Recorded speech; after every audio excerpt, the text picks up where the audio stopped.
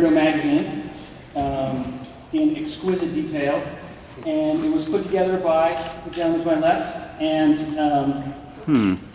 I think that without further ado, I'm just going to let everyone who was involved in it speak their mind. And so I think we'll just go down in a row. If you could introduce yourself and say, actually I'm going to skip you. I'm going to start with Mary. I'm going to start with Mary. Okay, all right. And just introduce yourself and then also say how you got acquainted with Weirdo. Okay. My name is Mary Fleener, and the way I got acquainted with Weirdo was I got an article by Matt Grading in the LA Weekly, 1984, and somebody said, you've got to read this article. It's about these new comics. And he listed Raw and Weirdo and Dennis Warden and a magazine called Teen Angel.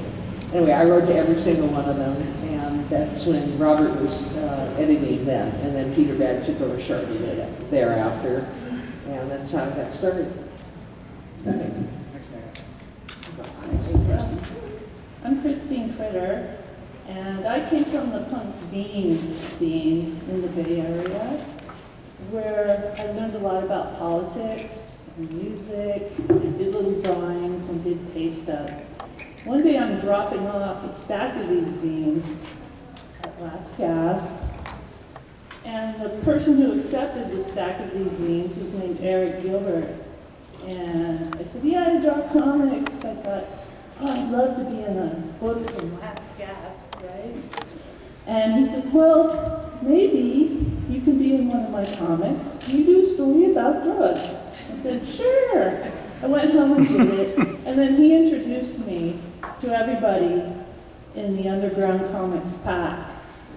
And Kristen, can I just stop just for a second? Karen's got to make an announcement. She's got to leave. Karen, what's the announcement? I have to make an announcement. You've got to make the announcement. You make the announcement. Oh my God. This big dude. Apologies for the interruption. Yeah, sorry. We have a very, very special announcement. John and Karen are going to jointly announce. There we go. All right. We'll soon resume our previous program. Yeah. Karen, where do you work? I work at Columbia University, where I am the curator for comics and cartoons. Okay, and October 28th, it's a Monday. What's going to happen? This man, this amazing man around whom I have my arm, has arranged for all 3 editors of Weirdo to appear at my library. Oh my God. Robert Crumbs, Peter Bagg, and Olivia Kaminsky Crum. One night only. Be there, be there, be there, be there. Okay, is that good? Is that good news?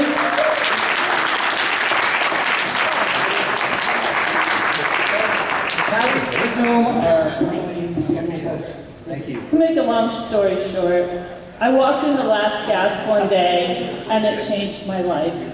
And that's how I ended up in Weirdo. Thank you, Kristen. Somehow I was always attracted to weirdos. I didn't think they'd be attracted to me. But it turned out I was wrong. So Tom kept wandering by here and there over the years. He came in and he said he had an idea for a magazine. And I immediately thought, like, oh, that sounds like a hole for money to be thrown into a magazine these days, because you think advertising and whatnot. But the underground thing that set it apart was we took no ads for anything, so we had to make it all on sales. And I thought, a magazine? Oh no. And then he had ideas about photo funnies and things. I thought, oh God, this is terrible. So, but the other thing is, Crumbs a visionary, and I really believe in visionaries. And so I said, okay, we'll do it. We went on for 28 issues in 2 countries. You did have a few caveats when you made the deal, right? What were those, Colin? Well, you said what, he had to do all the cover. Oh, yes, that's true. That's true. He had to draw all the covers, and he had to include his artwork inside each one. So it didn't get foisted off later on, if it went later on. That was always the fun. And the other thing was that most comics, underground comics, only went for an issue or 2 before they decided they retired with the name and came up with something else. This went on for 28 issues, which was pretty remarkable, I think. Thank you, Ron. Cass? Hi, I am Kaz, and I'm not really quite sure how I first got into Weirdo. I think it was one of those things where I saw an issue, I saw a place to send my contributions, and I did. And I got I remember Crumb used to send little postcards and write really, really small so we could put a lot of information on them. And I remember him saying that he and his wife really loved the comics that I sent. And the very last sentence was, we would like to know, are you a boy or are you a girl? Which made me very, very happy, the fact that they couldn't tell which way the humor was going. And after that, I became a sort of a regular contributor, skipping a few issues here and there. I contributed to a whole bunch of magazines at the time. Nice guy.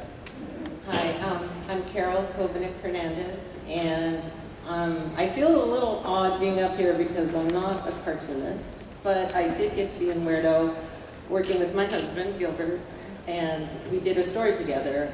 It was a parody of the Robert Crumbs and Aileen Crumbs' Dirty Laundry, right? And so it was really fun to do, and not thinking that this is a big deal, kind of, really, being in Weirdo. So I feel very honored to be up here, actually. Thanks, Carol. My name is Gilberto Hernandez. I've been doing comics for 72 years. Weirdo was around, at the perfect time for me because, it was the early 80s when I discovered it. And it was Raw Magazine, but that was kind of highfalutin. There was good people in it, but it was kind of highfalutin. And then Weirdo was just an FU comic, just stuff in it, angriness and Crumb, doing Crumb. And I discovered Peter Bagg in it, and I go, good, there's still weirdo people out there making comics, complete comics, not like a Robert Duncan or people like, just whack jobs, this was like, people just focused trying to make good comics, like good underground comics. So I was really into that. And then, I don't know, I really don't remember the opportunity, how it came about that Carol and I were going to do a story in it. But it was a parody of the Alien and Robert Crumbs stories, and I made up some nonsense like this originally appeared in Slooch Comics, 1971 or something like that, and a lot of people thought it was real, but it was a goof. It was a lot of fun because I was proud to be with those other cartoonists and to work with my wife. Thanks, Bruce.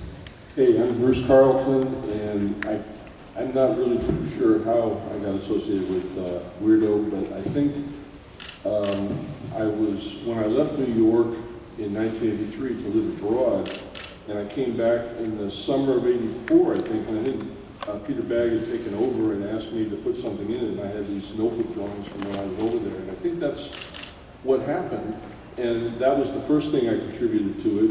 And then there was another one that came after that, and to tell you the truth, I don't even know what that is because I don't have any copies of the magazine or any record of what it was. So it's all pretty fuzzy. So. Thanks.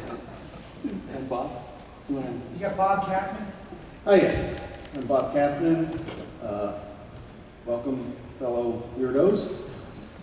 And I'm happy to be on this panel with heroes of mine.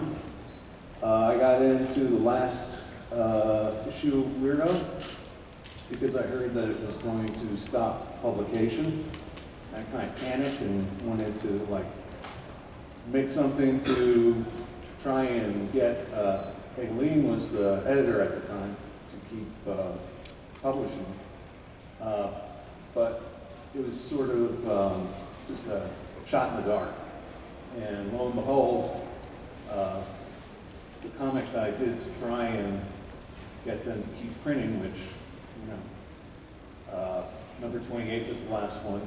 And What was the name of it? it was called Weirdo.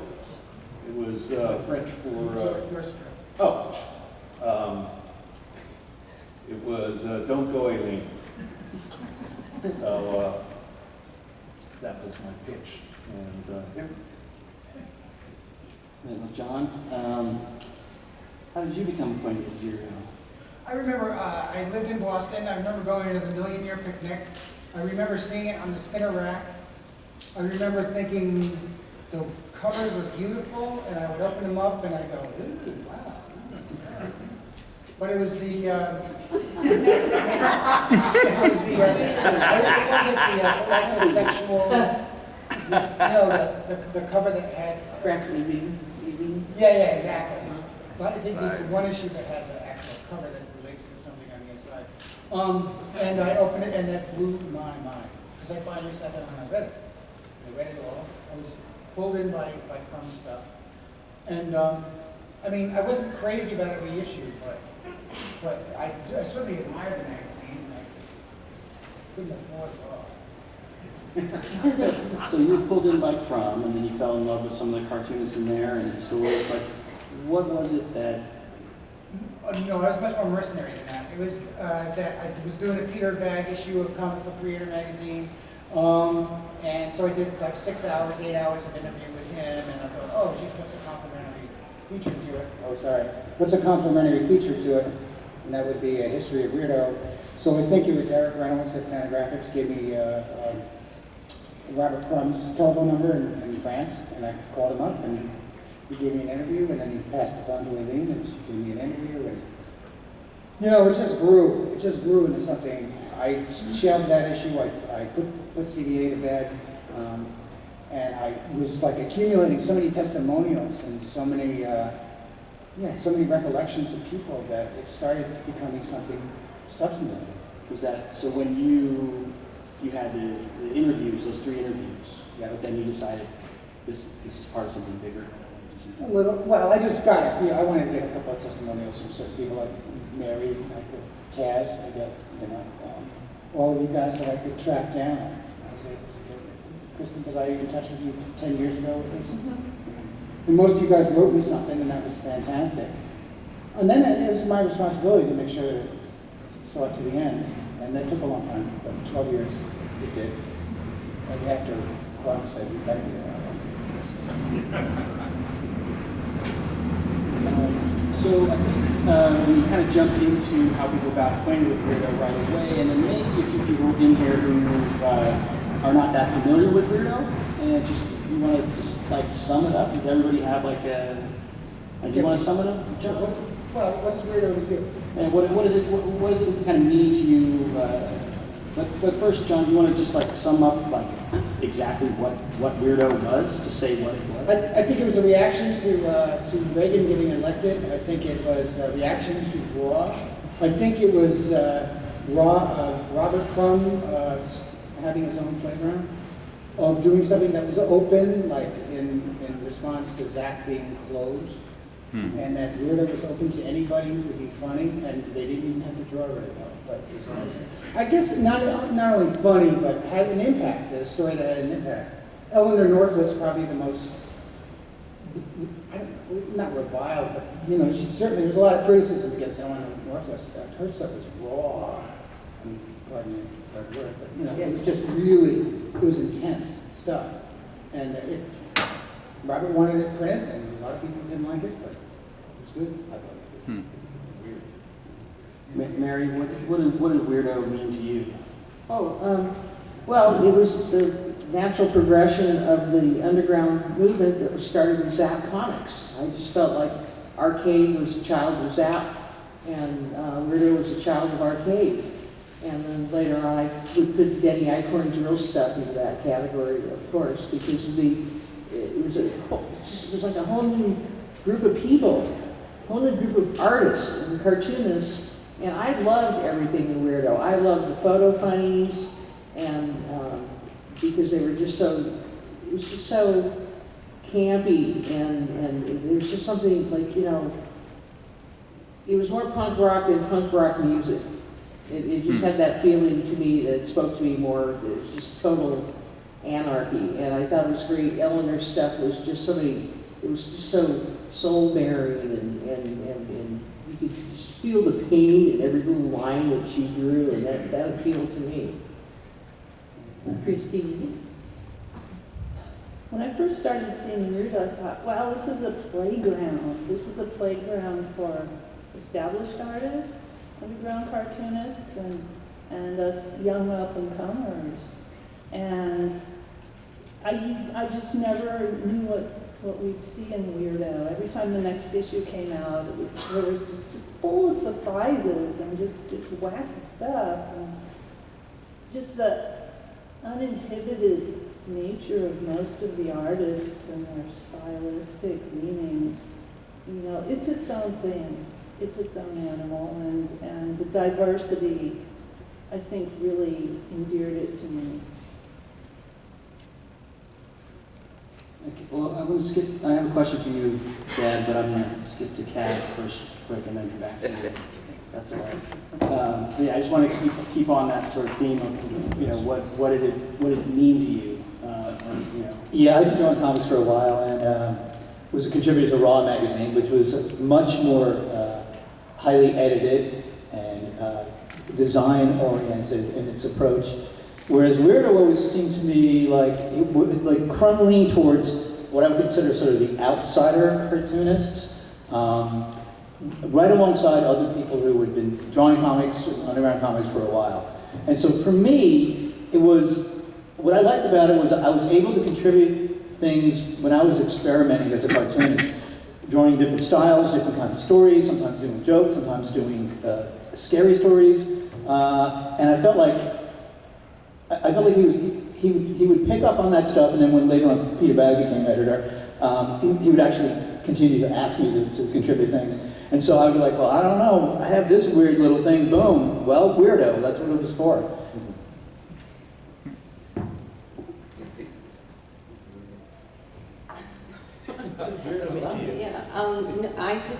When I was first on Weirdo, I was kind of learning about comics as well. I wasn't exposed to comics that much growing up. My dad would buy Mad Magazine, and I would buy Archie comics, but that was pretty much it as far as what I knew. And so Gilbert would show me different comics and things, and Weirdo was great because there was all these artists doing things that I didn't know existed, you know, in comics at that time. So it was perfect for me. I love that, you know, like the outsider, the weird underground kind of thing. So I loved it. Well, since you know my brother and I were already doing Love and Rockets, Love and Rockets quickly became a do-gooder magazine. It was like the good magazine, and Weirdo was the bad magazine. the good bad, you know, like Elvis or something. You know, it was you know, like the bad, you know, the snotty younger child that actually was older than us. But you know, but there was I always had the problem with Love and Rockets being a do-gooder magazine, even though it got a lot of attention for that. So that's good. But I like the freedom and completely anarchy of Weirdo. And I think that's what Crumb was. If you read some of Crumb's interviews about it, that's what he was going for. He wanted people who really didn't know how to make comics, but they were interesting. You know, they were just all whacked out and obsessive, and they just don't belong anywhere else, and that's what he wanted. Whereas, like Kaz was saying, where Raw was more restricted, that Spiegelman and Francois would be like, you know, this has to be good artists, the best artists, this has to be the crowning achievement of what comics can be, which is, you know, it was good, it's good, but Weirdo was like, anything goes, whoever can come up with something that was, you know, fun to read was what they were looking for. And that continued till the very end of the magazine, which is really great. I never even had comic books when I was a kid. My dad wouldn't let me have them. I think that he bought into Dr. Wortham.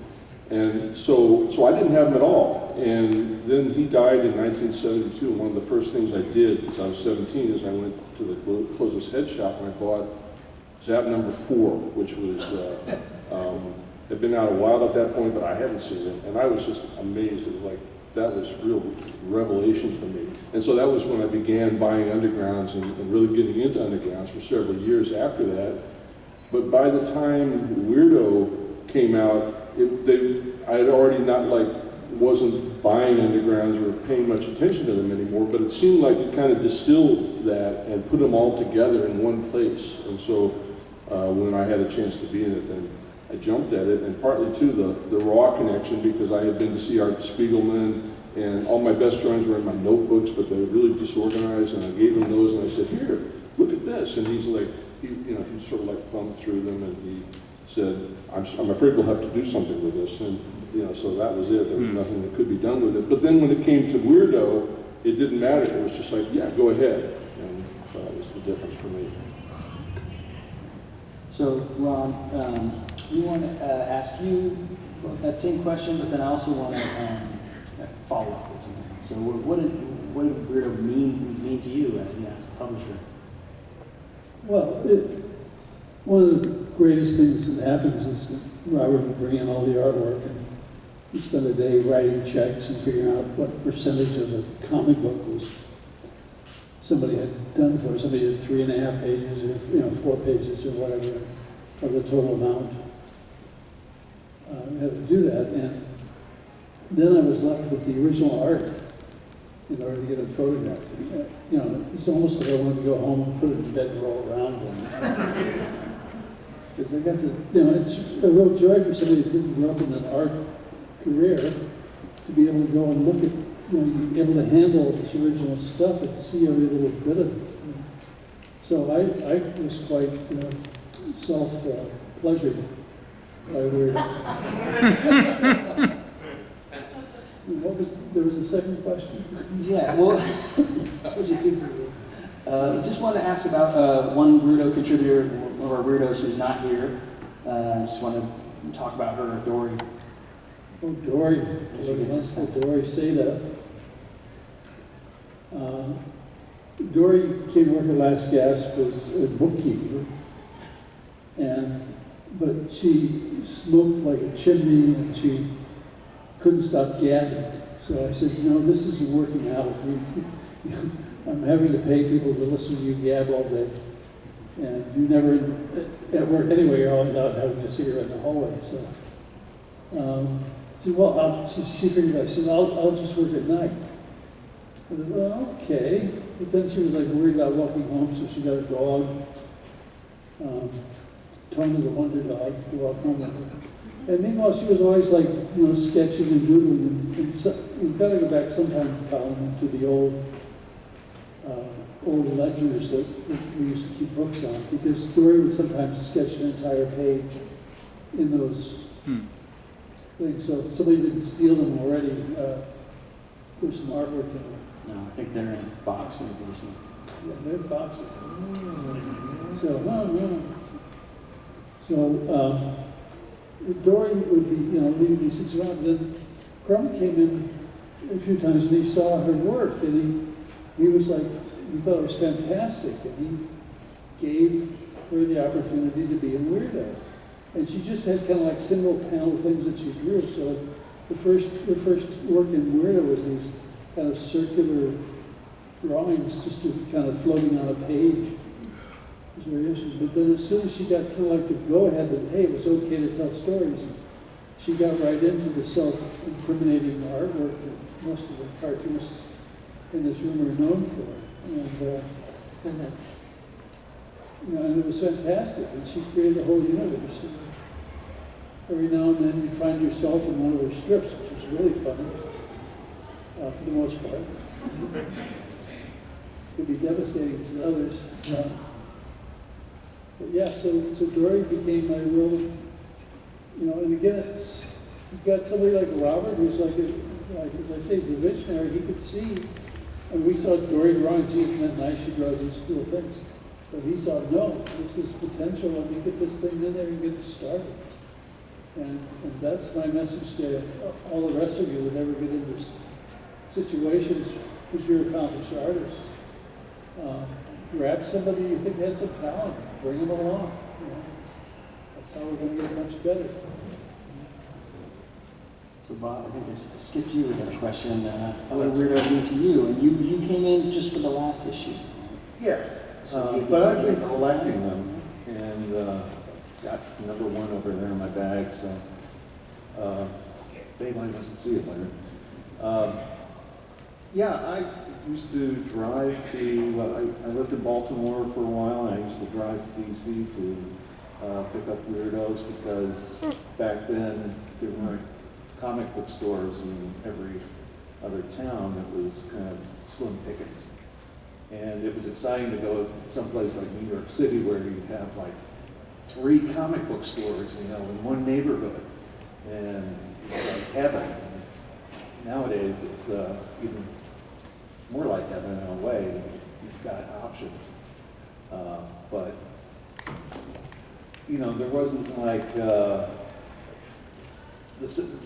You weren't finding Weirdo down at the 7-Eleven. You had to like find a spot where it would appear, and I found this one stack in DC, and I would go like every time I got paid and go get another issue, like a used issue, but I started to collect them, and I thought they were great because there were so many people together. It was like well, I was a fan of Arcade, and that was by Art Spiegelman, and Bill Griffith edited those, and when I was a kid, I always liked things like Justice League because it was a bunch of guys together who were, you know, friends and trying to get something done. And that's what Arcade seemed like to me too, all these artist friends who were combining their stories to make one title. And then other anthologies, but especially like Weirdo. And, well, you know, like Mad, you know, there was like a team of guys who were, and Weirdo was a team of guys and women who got together and put out this really sort of edgy punk comic book, and I was just psyched to be in it. So John, you put this thing together, and you interviewed a lot of people for it. How many people did you interview? Well, I didn't do that many interviews. The process was I'd ask you guys to do a testimony. Some of you guys were busy, so then I would say, could we do an email interview? And then and if it was no, they're too busy or they're reluctant, but you could still tell, I'd do a telephone interview, and then I'd make I think we did a Facebook interview, Carol, right? Yeah, and that was nice. We did a Facebook interview, and then I made that into you guys back and forth and that kind of thing. So that was 130 people. I was really amazed at the enthusiasm of almost everybody that I dealt with. You guys really were fans of a magazine. It seemed like you were saying kind of across the board, it was universally remembered fondly by the contributors. Passionately, yeah, like fervently, like you guys really dug it. So I had to get out of that. So what was the most obscure person you tracked down? Eleanor Northwest. I was able to track her down. She hasn't been in the United States or lived in the United States for 40 years. She lives in the south of India. She has a completely different lifestyle, but she's hilarious. And she really was like, wow, she was really psyched about me contacting her and about being a part of the magazine. She remembered Robert really fondly and how she went up against him. I don't like your sexual, blah, blah, blah, blah, blah, and you're misogynistic and all that. But I'm like that. She goes, they promised me I won't be opposite you in the magazine. She goes, yeah, okay, that's good. I like it too. And that was a really telling thing, is that Robert was, he was a booster of certain women cartoonists, and then Peter was even more, and then Aileen came along, and it was a wave. She had 3 times the amount of women cartoonists in the magazine than Robert did, and Robert was a champion. Well, it's Terry Boyce sometimes, but, with Dory Sita, he was a passionate booster of her. So that was yes. You know who else who was a booster, and he's not here either, is Eric Gilbert. Yeah. And he worked for Last Gasp, and he was very French. And he's the reason Krystine and I are friends, because he went out of his way during the Comic Con of '86 and '87 to introduce everybody. He made sure Dory knew us. He made sure we all went out to dinner together. He turned everybody on to Weirdo, didn't he? I mean, he was a big part of it without really being in it, but he was in it once. As a California cartoonist Soviet. Can you guys speak to just a second? Speak to you guys, like Weirdo really had a presence at Comic Con, didn't it? Do you recall that? Like Dory You guys were Well, we're part on of- Turner's table, and then on the other Yeah. side was Kane and Don Donahue and Bob Crowd. And that was like that for 3 years. That was the only place he went. Or the bistro outside to get, wine at 9 in the morning. And, no, it was the place to be. Because of Weirdo. Yeah, Weirdo was a big part of, Last Gasp Publishing, so at any Comic-Con, our tables used to just be full of undergrounds and, the Weirdo section, just all the comics out. Also, for many, many years, I gave cartoonists free space at the tables to sell their work and, their artwork and whatnot. So we always had a huge amount of cartoonists hanging around. And that made for a more jolly group of folks, So. Colin, can you speak to your contribution to Weirdo? Tell that story. Should have known this was coming. Okay, so I have a very small contribution in the book. When I was a kid, and at Comic-Con, we were family friends with the DiCaprios, and Leonardo and George and Peggy. They would all come down, and Leonardo and I would run around here and stuff. And How old were you? this was from when I was maybe 6 or 7. He stopped coming when he was about 12 or 14, something like that, because he got in Parenthood, and then it was. But so the DiCaprios were up in San Francisco for Thanksgiving and birthday, or something was going on, and there's a jam page from issue number 24. It was all these different artists were on it, and it was sitting there, and we're looking at it, and then we were invited to draw something. Oh my God. But I was 9 or 10, and I just learned how to draw a turd really well. Perfect. So did the turd, got the flies, little stink heat waves going. So that was good. And then also Leonardo put his piece in there too. And so there's a little section on that in the book there. Yes, that Leonardo DiCaprio. Yeah, so he's also a weirdo. Definitely a weirdo. I was wondering too, I started coming to Comic-Con around in the early 80s, and then we started, my wife, we liked doing the con, doing our stuff at FM Rapids. We knew a few mainstream people, but the most fun about this con in the 80s was it was still, a lot of people used to be able to come. So all the hippies and cartoonists from San Francisco were all congregated. And there was so much pot smoking and stuff. It was so much fun to hang out with the underground artists and hippies. And everybody's still alive. Almost everybody's dead now, but it's been a long time. But man, we was just, okay, what are we gonna do tonight? Go to a DC party? A Marvel party? They're okay. Hey, we gotta go to the hotel where all the hippies and underground cartoons are. It's a smoke, it was fun though. It was a lot Like a of fun. suite or Or just or everybody's in the lobby somewhere. You don't even know how you got there, and everybody's in there. It goes, oh, there's Mary, there's Krystine, there's Dory, and the cloud of smoke, and it smelled good, and everybody's happy and drunk, and it was great.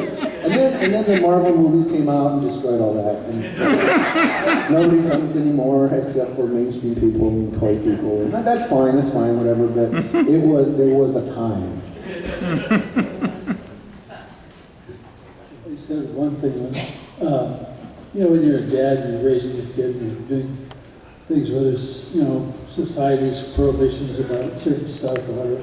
So I never really, let my son have or see real adult comics, whatever. And one day I came home, it's when we were living on Noe Street, and I walked in and I looked at, we usually be sitting watching TV or something like that. I looked, oh my God, he's sitting on the couch and he's got a Weirdo open. And he's about 6 then. And I thought, oh, what do I do? What have I done?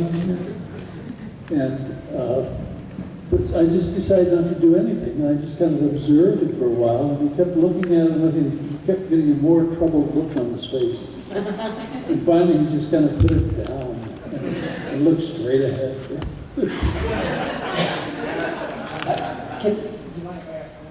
What do you guys think the most the thing about Robert Crumbs perhaps that is not misinterpreted, but not known. Is there anything that you know about Robert that perhaps the greater world? He uses a lot of whiteout sometimes. There's not a lot. I mean, it's all on the page, so there's not a lot of secrets of Robert. You know? I mean, are you thinking about, John, about how I think his how he was personality is a to work with? curmudgeon, is a crusty old... He has this image, this reputation of being sort of, curmudgeonly and doesn't want to talk to people, but was that the case working with him? Is that fair? I have a story. So I'd been contributing to Weirdo for a while, and I think Pete was the editor at the time, and he assigned me a back cover, so I drew this back cover, and Crumb at the time said that he felt that I didn't have enough time to do with color separation, hand color separation, which I learned how to do, and so I did a colored sketch, and Crumb himself did the color set for it. And so the issue comes out, of course I go to look at that cover right away, and I hate what he did. It just looked terrible to me. I thought I would have done a much better job, oh my God. I could tell he was moving really fast, right? And so I made the big mistake of telling him I didn't like what he did. And I remember sending him a letter, and then telling all my friends in New York, I wrote this letter and I told him I didn't like what he did. And they all went, oh my God, oh no, you didn't do that. So I got a postcard from him, a really angry postcard, maybe more than one. And I wrote another angry one back, so we were going back and forth for a while. I continued to contribute to Weirdo, but I did not have anything to do with Robert.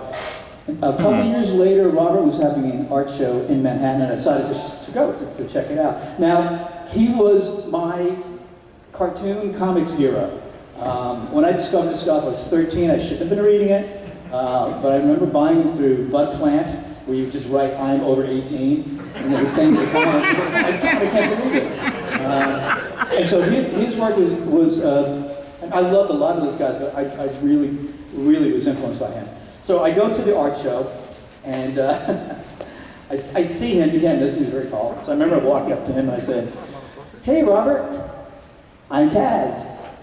And he just looked down at me and went, oh, so you're Kaz, you asshole. And I thought that was perfect, I loved it. And I said, well, you're still not mad about the back cover thing, are you? He goes, nah, yes, not. And there was a black woman there, and he just made a beeline to her, and that was it. And so for many years I thought, well, he hates me, but that's okay. I love his work. I felt worse to think that he didn't actually like my work. So a couple years later, I'm at the Harvey Awards, which I didn't win, by the way, and I was sitting there with historian, Sophie, and we didn't really talk much during the thing, but as soon as, usually when you don't win your award, you're out of there, because it's pretty boring. And so I remember walking down the hallway to get out of the Puck building, and I hear, Kaz,